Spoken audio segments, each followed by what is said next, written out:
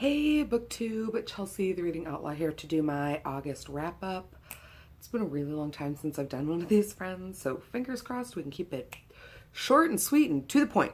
This month I read 8 books that I'm going to talk about. So the first book that I read this month, way back in the beginning of the month, is Beyond Pain. This is a Kit Roca book. You guys know I love these books. I will link in the card above the review that I did of this entire series where I just like wax poetic for 10 minutes about how much I love it. This is the story of Six and Bren. I feel like all you need to know about Six and Bren is that as an early relationship courting gift, Bren kind of gives to Six the dude who like abused her and leaves her with him in a room with a knife as like a gift. It's true love, guys. It's true love. I love it a lot.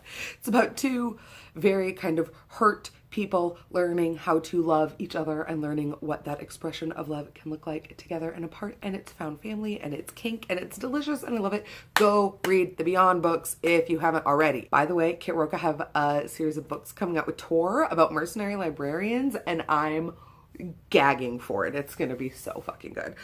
Anyway, the next book I read was Jane Doe by Victoria Helen Stone, aka Victoria Doll. You guys saw me talk about this one in my best books of 2018 so far video, so I'm not going to talk too much more about it here, other than to say that I think it might be the best book I've read so far this year total.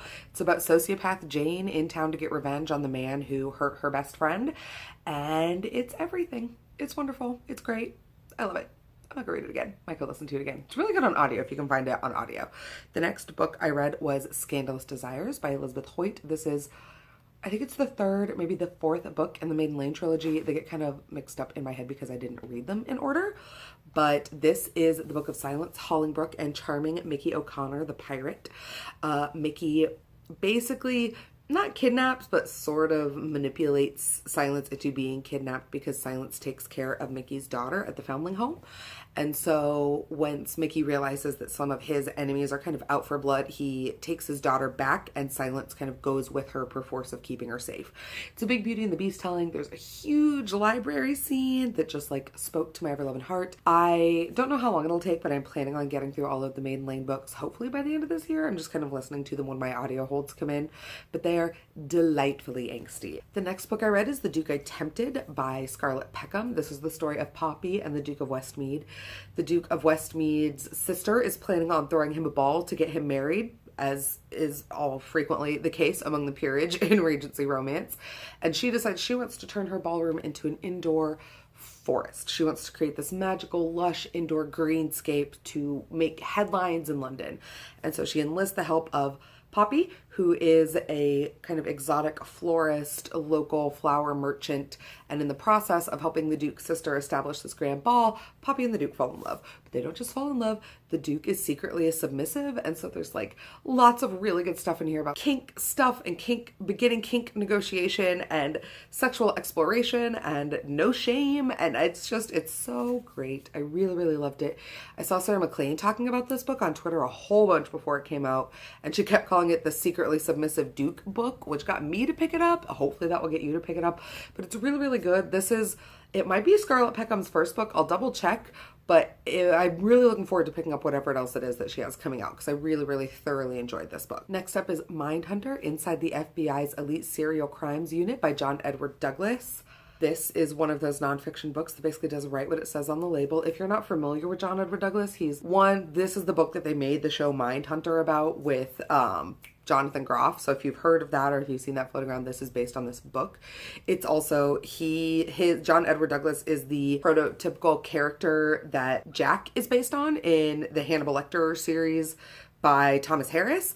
So Jack Crawford is kind of based on John Edward Douglas. John Edward Douglas is the man who basically kind of founded the behavioral analysis unit at the FBI and really established as a science the idea of psychopathy and using criminal profiling to catch further serial killers and using the stories and the interviews with some of the world's most famous serial killers. That's basically what this book is. It's really fucking creepy, but it's really, really good. If you like serial killers, if you like criminal psychopathy, if you enjoy true crime stuff, this is maybe a book that you've already read. It's kind of one of those like tent poles within like the true crime kind of genre, but it's really, really great. I really, really loved it. It's a little, it reads like it's a little bit on the older side. It's a little bit, not dry, but it wasn't necessarily the most like page turning read considering like the subject matter, but I still got through it in plenty of time and I really, really enjoyed it. So definitely pick it up if true crime is your jam. After that came a twofer. I read Counterpoint and then Syncopation by Anna Szabo. By the time this video goes up, Syncopation is already out and Counterpoint will be going up soon. Links will be in the down bar. I also got to interview Anna for the podcast, and I don't believe that episode will be out yet, but as soon as it is, I will come back and I'll link it in one of the title cards. I thoroughly enjoy getting to talk to them. They wrote such an amazing set of rocker romances. The third one is on its way. Syncopation is about Ray and Xavier and about their kind of enemies, adversaries to friends to lovers arc. Ray is the lead singer of this band and they need to find a new drummer because of some drama that has happened, and in comes Xavier. Ray and Xavier knew each other in high school. Xavier turned down the chance to be in Ray's garage band that has now become this big rock band that he's having a bunch of success with. There's a lot of self-doubt in Ray. There's a lot of desire to reconcile the past with Xavier, and there's a bunch of BDSM and kink, and it's so good. And then Counterpoint is continued stories about the guitarist of the band. His name is Dominic. He goes by Dom on stage, and he uses this kind of like rocker persona to instill in himself a confidence that he actually doesn't feel a lot when he's just being Dominic. He has a great deal of kind of debilitating stage fright. But then Dominic meets Adrian in his neighborhood. They hit it off. Adrian is like a computer programmer, financial analyst. Basically, this is about Dom learning to fuse both parts of his life together in order to be a whole person with the person that he loves. I really loved it. These books are so hot.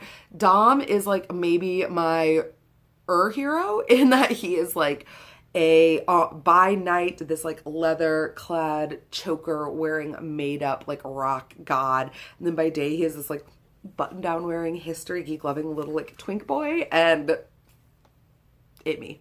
Hashtag it me. After that, I read The Governess Affair by Courtney Milan. This is technically like a 0.5 kind of prequel novella in the Brother Sinister series. This is the story of Serena Barton, who after being essentially manipulated and sexually assaulted by the Duke, is found with child and is going every day to the Duke's house to get his acknowledgement and to get him to basically help take care of this place that he helped create, that he helped put her in, and the Duke isn't having it, so the Duke sends Hugo Marshall after her. And Hugo Marshall is basically his fixer, and he is tasked with getting Serena Barton to go away. Of course, once he realized what's actually happened and the position that the Duke has put Serena in, it doesn't quite go down like that. This is actually the backstory of Oliver Marshall, who is the brother of the hero that we get in the first Brother Sinister book, but then gets further books of his own. But this is actually the story of his parents. And so you get to see the foundational roots of this person who comes from kind of a working class background, but also has this severe tie to basically the peerage and how that interacts with other members of the peerage and of the working class in later books. It's like I said, it's a prequel novel, so like explaining the tendrils and roots outwards can get a little complicated, but just as a novel, I really, really enjoyed it. Content warnings for like references to basically sexual assault. The Duke doesn't actually, Serena says the Duke doesn't rape her, and it's not like a forcible violent rape, but rape by manipulation and power dynamic ickiness is still rape. So like it's still sexual assault. If that's going to bug you, please be forewarned. But if you like this series and somehow have not gotten to this prequel novella yet, I really, really recommend checking it out. I listened to it on audio and it was A+. And then the last book I read in August is yet another rocker romance on a little bit of a theme this month. I read Riven by Roan Parrish. Riven is the story of rock star Theo and ex-rock star and addict Caleb, and they're by chance meeting one night when Theo overhears Caleb playing in a bar. Caleb is going through his struggles with addiction and has receded from the world and from the world of music, which he loves so dearly but has been so troublesome to him. Theo very badly wants to kind of pull Caleb into that world, but also find comfort in himself in being a musician. He loves the music, but doesn't necessarily come all that comes with being a rock star. And so it's a really great, really kind of little intimate book. Roan does an absolutely amazing job writing about music and about art, which I think can be such a tricky thing to do. I just really loved reading her work and her words, and the next one is getting ready to come out. She said sometime in November-ish, although there wasn't an exact date, so read the first one out and then you can join me in being so excited for the second one. And that's it, friends. Those are all the books I read in August. Obviously, it was a romance-heavy month. What else is new? But let me know down below what you read, what you loved, what you didn't read, what you're looking forward to. All of those good bookish answers. Check out all the social media links in the down bar, including the link to my website, chelseaoutlaw.com, which is where you can find me hosting a whole bunch of my other selves all over the internet. And until next time, friends, take care of yourselves, take care of each other, and have happy reading.